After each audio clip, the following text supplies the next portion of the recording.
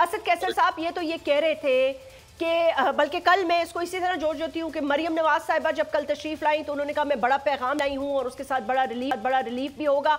आपको इसहाक डार साहब पे और अल्लाह पे एतबार करना चाहिए। बेशक अल्लाह पर तो हमारा कामिल यकीन है, लेकिन सवाल ये पैदा होता है कि उसके साथ साथ मुल्क चलाने के लिए कुछ सलाहियत भी चाहिए होती है। अब खान साहब से मेरी जितनी मुलाकातें हुई या इंटरव्यू में भी जो उन्होंने बात की और आप लोगों से भी जो मुझे पता चलता है, तो मुझे तो यही बताया गया कि खान साहब को हटाने की एक बड़ी वजह यह थी कि वो ये समझते थे कि शहबाज शरीफ साहब एक बहुत ही काबिल और उसके साथ साथ बेहतरीन एडमिनिस्ट्रेटर है। तो ये बेहतरीन जो एडमिनिस्ट्रेशन है इस वक्त मुल्क की, इसके बारे में आपका क्या ख्याल है? देखिए माशाल्लाह उसने तो जो उसके अपने केसेस थे उसमें तो बहुत बेहतरीन उन्होंने अपना कारकर्दगी दिखाई, अपने केसेस खत्म करवाए और माशाल्लाह जितनी उसकी स्टडी थी वो सारी की सारी दे दी, लेकिन अगर कर दिया। आपको पता है कि ये तो बड़ा चैंपियन है, उसका तो बड़ा नाम था कि आएगा और पता नहीं क्या इनकलाब लाएगा और क्या क्या कुछ कर दिखाएगा।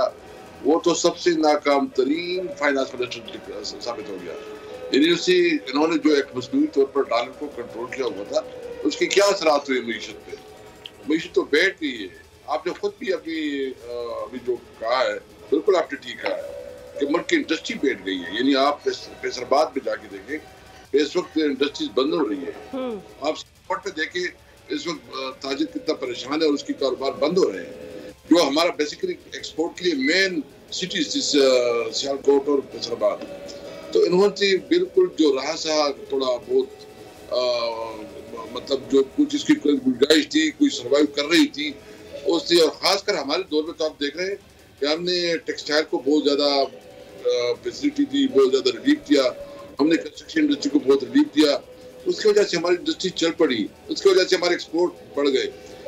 अभी उन्होंने जो आज जो पेट्रोल का बम गिराया है, उससे तो सिर्फ पेट्रोल का बम नहीं, इससे तो हर एक चीज के ऊपर जो है ना असर पड़ेगा। और अभी जो इतना है कि आइंदा जो है तो कुछ दिनों के अंदर मजीद भी बढ़ा रहे हैं जी। तो ये तो मुल्क इस तरफ जा रहा है और इस वक्त हाल ये कि मुल्क में कोई आइन और कानून नहीं है। मुल्क आइन की चल रहा है, जो भी कुछ हो रहे हैं तो ये तो भी जंगल का कानून बन गया है, बनाना रिपब्लिक बन गया है। हमने जद्दोजहद करनी है। एक बात मैं बिल्कुल क्लियर करूँ, आज हमारी कोर कमेटी की मीटिंग हुई है, उसमें डिटेल तो वो सारी मीडिया के साथ शेयर की गई है, लेकिन इस महंगाई के खिलाफ इंशाल्लाह मुझे उम्मीद है कि इमरान खान जो है ना अगले 10 दिनों में जो है ना इंशाल्लाह ताला वो सेहतयाब हो जाएंगे और वो रोड पे लिख देंगे। हमारा भी प्लान ये है कि हम इंशाल्लाह कराची, लाहौर, पेशावर खान साहब खुद ट्वीट करेंगे और महंगाई के खिलाफ जो इस वक्त लोगों में गुस्सा है, इंशाल्लाह ताला वो तारीखी इनकलाब होगा।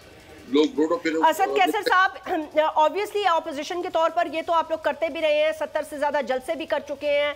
आप लोगों ने जो अपना हदफ रखा था केपी की असेंबली हो, पंजाब की असेंबली हो, लेकिन एक तरफ आपके इस्तीफे माने नहीं जा रहे थे, अब आप वहां पे बाई इलेक्शंस की हम बात कर रहे हैं, तहरीक इंसाफ भी पार्टिसिपेट कर रही है।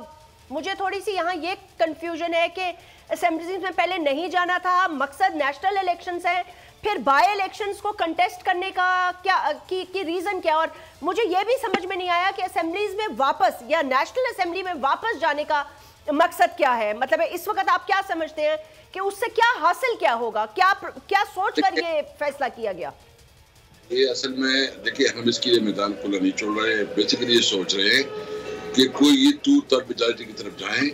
अभी तो ये कह रहे हैं कि हम इलेक्शन में हिस्सा नहीं लेंगे, लेकिन इसके ऊपर हमें कोई इतबार नहीं है। ये जो है ना, अगर हम नहीं होंगे तो ये टू थर्ड मेजॉरिटी लेंगे तो रहा था कसर पूरा करेंगे, तमाम जो है ना कवानीन चेंज करेंगे, कॉन्स्टिट्यूशन अमेंडमेंट तो पहले भी कर चुके हैं असद कैसर साहब, वो तो कर चुके हैं। नहीं, लेकिन कुछ चीजें कॉन्स्टिट्यूशन में होती है, उसके लिए टू थर्ड मेजॉरिटी चाहिए, ठीक है, उनके पास नहीं है। लेकिन अगर ये इसके लिए हम मैदान खुला छोड़े तो उसका ये खतरा हो सकता है कि कॉन्स्टिट्यूशन को भी चेंज कर लेंगे और ये अफोर्ड नहीं हो सकता, इस वक्त हम नहीं कर सकते। हाँ, अब अभी मेरी थोड़ी देर बाद जो है ना, जो हमने पेशावर के 2 सीनियर लॉयर को बुलाया है और उस पर हम जो हमें टास्क दिया गया है पार्टी ने कि एक हम पिटीशन दाखिल करेंगे पेशावर हाई कोर्ट में कि गवर्नर को कहेंगे कि जल्द से जल्द सुबह इलेक्शन का ऐलान करवा दें। और दूसरा हमारा मौक़िफ़ ये होगा कि जो ये हमारी रेजिग्नेशन उन्होंने कबूल किए वो सारे के सारे एक साथ हो, ये ना कि पीस बिल में करे, ये सियासी तौर उसका फायदा उठाए।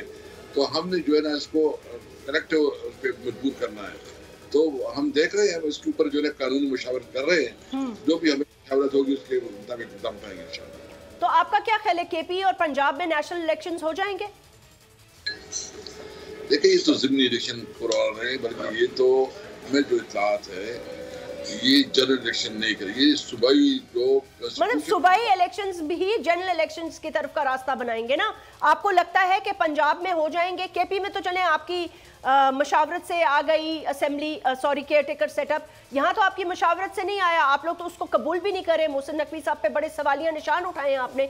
तो मैं आपसे ये पूछ रही हूँ कि अगर केपी में खाली हो जाते हैं, पंजाब में नहीं होते, वफाक लड़ने जा रहे हैं आप, तो कुछ थोड़ी मुझे अब पिक्चर क्लियर नहीं है आपकी तरफ से। मैं बताऊं कि देखिए अभी इनकी कोशिश ये है कि केपी और पंजाब की जो सूबाई इलेक्शन है ये इसको डिले कर रहे हैं। ठीक है, इसके लिए कानूनी रास्ता कर रहे हैं, कोशिश कर रहे हैं। हम अभी जाएंगे अदालत में, हम कहेंगे कि फौरी इलेक्शन करवाओ। ठीक है, हम अभी क्योंकि दोनों 90 डेज की सूरत पे आइन के मुताबिक करनी है। अगर ये करेंगे तो फिर आर्टिकल 6 लगेगा। हम अपना पूरा कानूनी और आईनी जंग भी लड़ेंगे और अवाम भी जाएंगे, हम दोनों रास्ते अपनाएंगे। तो इसलिए हम बिल्कुल हर हालात के तैयार है। देखो हमने जद्दोजहद करनी है, हमने इस मुल्क को कायद-ए-आज़म का पाकिस्तान बनाना है। इस मुल्क को जो है ना इमरान खान कायद-ए-आज़म के बाद दूसरा बड़ा लीडर आया है। तो इंशाअल्लाह ताला ये जो भी कहेंगे, जो भी करेंगे, अभी मुल्क एक डिफाइनिंग मूवमेंट की तरफ जो है ना पहुंच चुका है। इस मुल्क में कानून की प्रणाली के अलावा कोई नहीं होगी। तो हम इंशाअल्लाह कोशिश कर रहे हैं, अवाम हमारे साथ है, अल्लाह ताला की मदद है हमारे साथ। इंशाअल्लाह ये जितनी भी साजिशें कर रहे हैं उसमें नाकाम होंगे।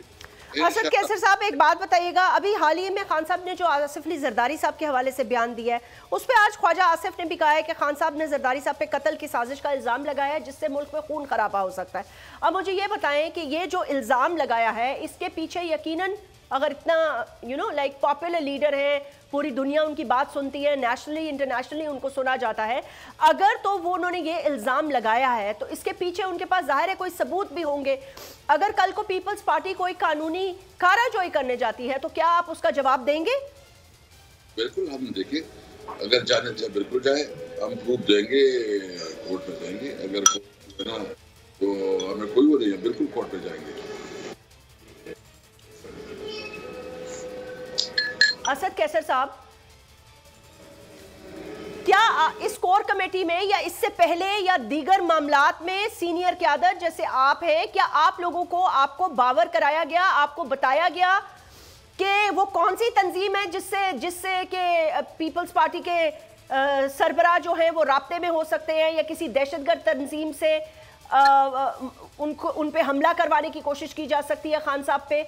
ये this is something very serious, तो जाहिर सी बात है इसको बहुत सीरियसली लेना चाहिए।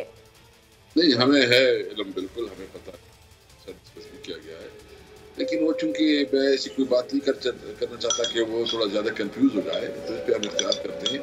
लेकिन जो इमरान खान ने कहा हम इसको स्टैंड करते हैं और उसके हम समझते हैं कि उसका मौक़िफ़ बिल्कुल ठीक है।